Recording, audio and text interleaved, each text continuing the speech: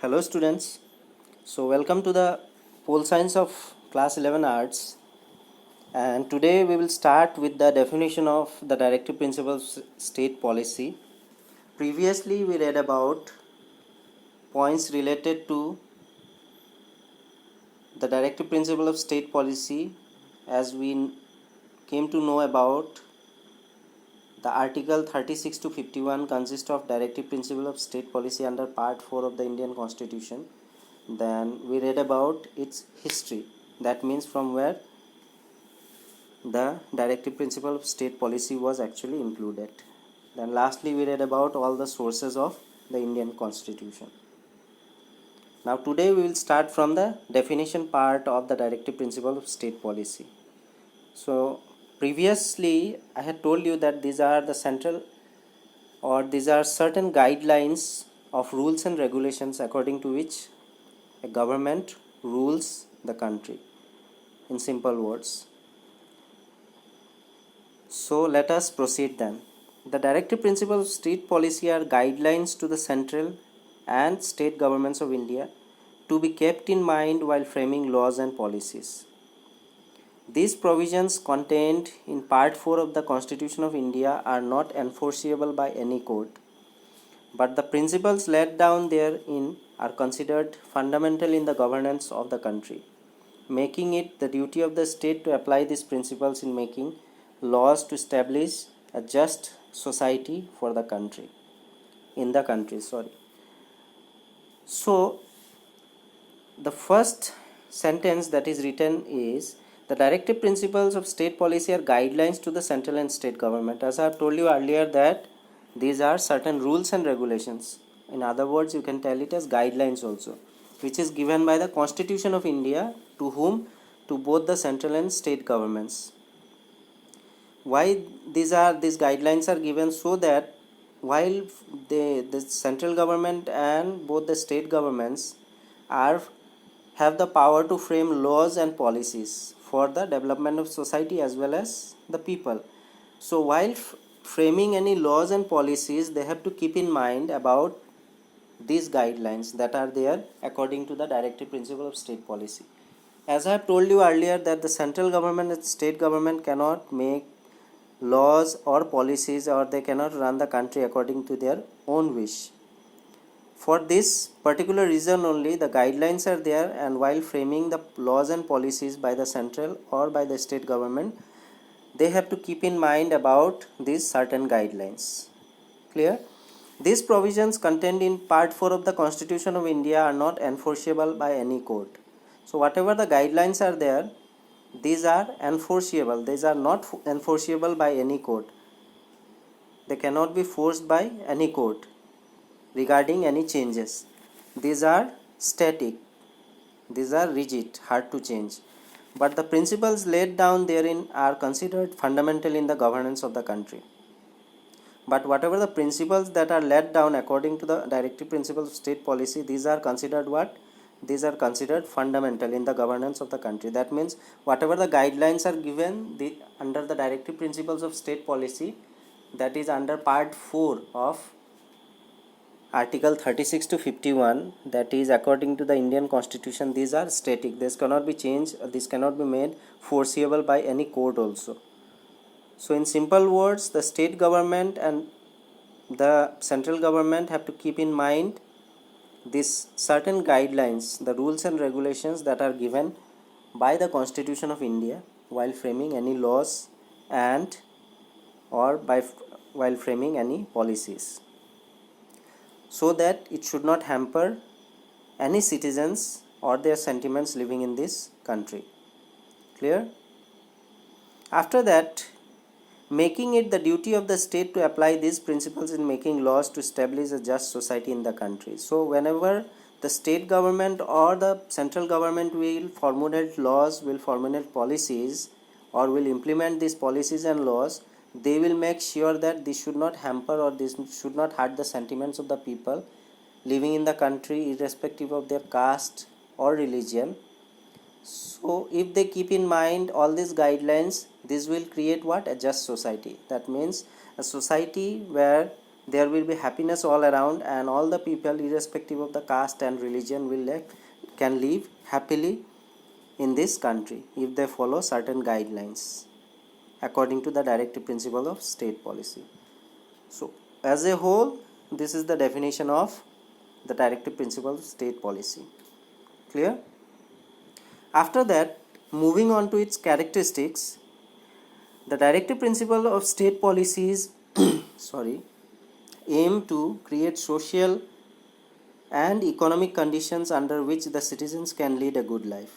So according to directive principles of state policy, it makes sure that anything related to the social and economic conditions should be good.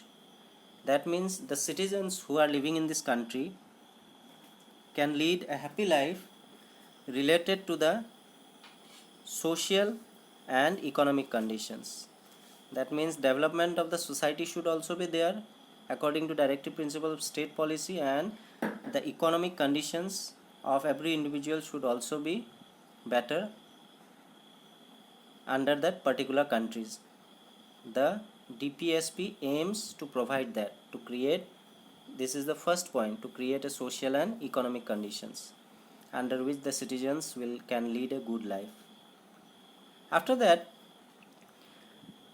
establish social and economic democracy through a welfare state. After that, second point that it aims, or it is related to the characteristics of DPSP, it is also aiming to establish social and economic democracy through a welfare state. So if both these things are in a positive track, that means the social development as well as the economic development is there, then we as an individual living in the country India can be certain that our society as well as the individual living in this country will lead a peaceful and happy life through a welfare state. After that, directive principle of state policy act as a yardstick in the hands of the people to measure the performance of the government. That means what? As we know that the government cannot rule by their own wish. There are certain guidelines, that means certain rules and regulations are there, which is given by the Constitution of India to the government, that you must follow all these rules and regulations while running the country, while ruling the country, or while you are formulating or implementing any law or any bill under that. You must keep in mind about certain things when you are formulating these laws or policies.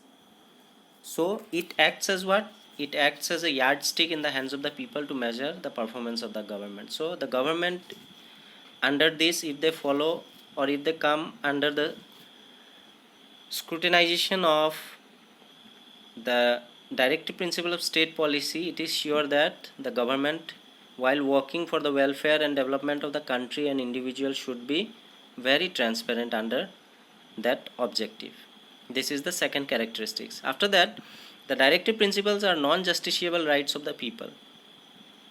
Clear? And whatever the directive principles of state policies are there, these are only meant for, these were all, if we try to understand the directive principle of state policy in simple words, we can tell that the DPSP were actually included in our constitution so that an individual living in the country and the country itself both should actually developed or can develop under this. That's why this directive principle of state policy was brought and was included. So as according to the third characteristic, it says that this directive principle of state policy are non-justiciable rights of the people. Clear? Because under that non-justiciable rights of the people, one point was there that the court also cannot enforce these rights. Clear? These are not forcible. That means these are static in nature. This has to be abided by the government. Amendments cannot be done under this particular policy. That policy is related to the directive principle of state policy. Then under last point of the characteristics of directive principle of state policy, it is written that the directive principles, though not justiciable, are fundamental in the governance of the country. That means if it is not justiciable also according to part 3, but this can be termed as the fundamental in the governance of the country. That means this is the basic guidelines, or this is the basic rule that DPSP.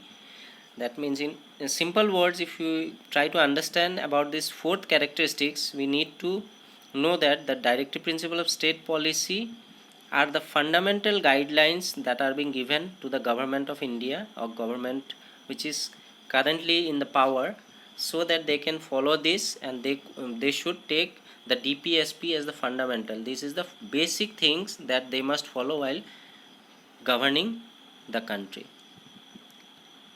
Clear? So with this, I will wind up today's topic here only.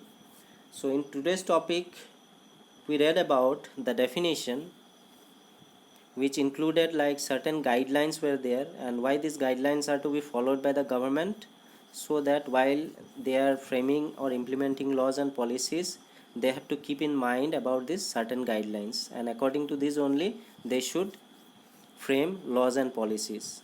And the reason for certain guidelines that they are following is that they should not hamper the sentiments of the people or the citizens living in this country. And after that, when they are finished formulating laws and policies, when they finally implement that laws and policies, they can be sure that whatever the people are there, irrespective of the caste and religion, they all will be living happily in this country. After that, we came to know about the four characteristics of the DPSP, that is the Directive Principle of State Policy, under which point number 1 aims at creating social and economic conditions. That means if social conditions and economic development is there, then of course it is for sure that the citizens living in the country will be living a prosperous life. After that, the DPSP also acts as a yardstick in the hands of the people, because the government cannot go beyond their limit. They cannot go limitless. They have to maintain their limit, and they have to be transparent while framing laws and policies. The number 3 point was about these directive principles are non-justiciable rights of the people. This cannot be enforced. This cannot be forced.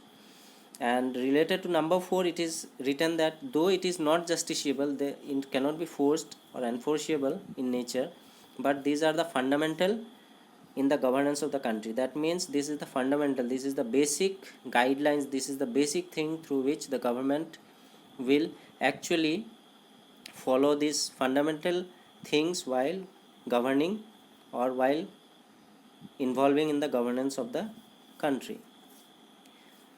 So I hope that whatever the points we have read today regarding the definition of DPSP and the characteristics of Directive Principle of State Policy, it is now clear to you. So with this, I will wind up today's topic. Thank you.